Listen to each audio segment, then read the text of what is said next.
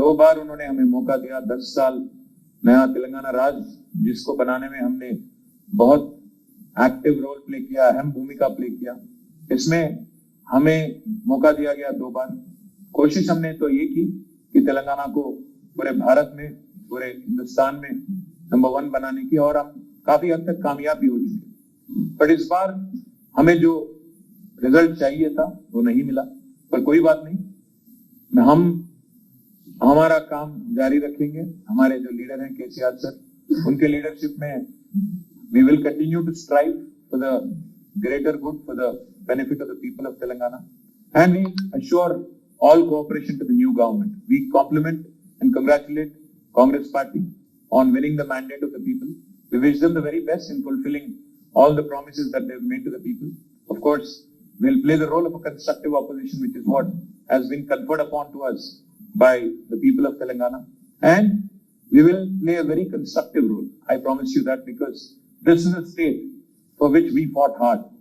This is a state for which our Honorable Chief Minister and our party president has in fact risked his life. So we will do everything in our capacity to help the newly incumbent government to ensure that a proper transition happens. And as part of the democratic process, our Chief Minister has already sent his resignation to the Honorable Governor, and I think the due process will follow hereafter. And I thank the entire media members as well for your cooperation, for your support during elections and even before that. Thank you.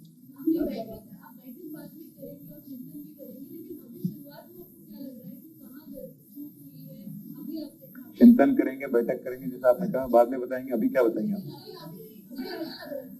अभी तो हाँ, क्या बता रहे?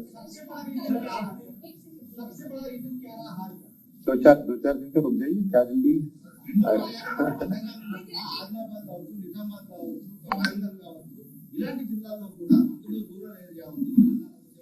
అదే మాకు కూడా కొంత ఆశ్చర్యంగా ఏముందంటే, ఇది ఒక వేవ్ అయితేనేమో మొత్తం రాష్ట్రం అంతా ఒకలాగా ఉండేది, అట్లా లేదు. హైదరాబాద్, గ్రేటర్ హైదరాబాద్ ఇదంతా చూస్తేనేమో ఇక్కడ ఏకపక్షాన్ని తీర్పిచ్చారు ప్రజలు. మెదక్ జిల్లా చూస్తే అక్కడ కూడా దాదాపు ఏకపక్షంగా ఉంది. కరీంనగర్ దాదాపు 50-50 అన్నట్టు 40-60 ఉంది.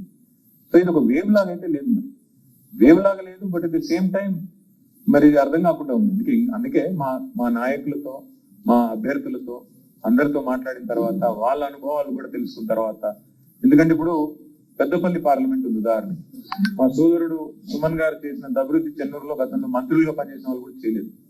చెన్నూరులో కానీ, మందమరిలో కానీ. సింగరేణికి మేము చేసినంత మేలు, సింగరేణి ప్రైవేటీకరణ అడ్డుకోవడంలో కానీ, అదేవిధంగా సింగరేణికి కార్మికులకు 32% బోనస్ ఇవ్వడం కానీ, సింగరేణి కార్మికులకు ముఖ్యమంత్రి గారు ఇచ్చిన 10 హామీలు నెరవేర్చడం కానీ, వారసత్వ ఉద్యోగాలనే పెండింగ్ సమస్యను పరిష్కారం చేయడం కానీ, ఇవన్నీ మేమే చేసాం. కానీ అక్కడ ఇవాళ చూస్తే మరి కాంగ్రెస్ పార్టీకి అక్కడ అసాధారణమైన మెజారిటీలు వచ్చినాయి. మేము ఎవరు వాళ్ళు కూడా ఊహించుంటారు నాకు తెలిసి. కాబట్టి నేనేమంటున్నా అంటే, ఇంకా కొద్దిగా లోతుగా అర్థం చేసుకోవాలి. ఇప్పుడు ఈ నిమిషానికి, ఈ రోజు నేను చెప్పలేను, కానీ it seems like there are variety of reasons. What those are, I think I have to sit with our team and find out.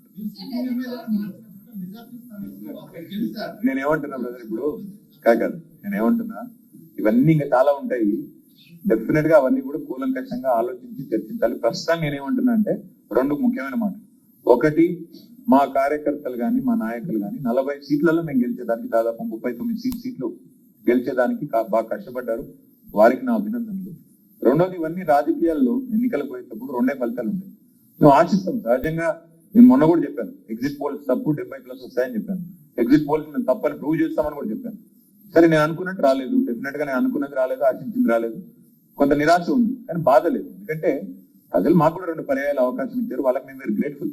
Telangana ప్రజానికానికి మేము సర్వదా రుణపడి ఉంటాం. ఎందుకంటే వాళ్ళు మాకు కూడా 2 పర్యాయాలు 10 సంవత్సరాలు మాకు అవకాశం ఇచ్చారు. ఇవాళ వేరే వాళ్ళకి అవకాశం ఇవ్వగానే వాళ్ళని తిట్టుకోవడం అనేది, లేదా వాళ్ళని నిందించడం అనేది భావ్యం కాదు. రాజకీయాల్లో హుందాతనం, స్థితప్రజ్ఞత, రాజనీతిజ్ఞత చాలా ముఖ్యం. మా నాయకుడు మాకు నేర్పించాడు. మా నాయకుడు ఏమంటాడంటే, గెలవంగానే పొంగిపోవద్దు,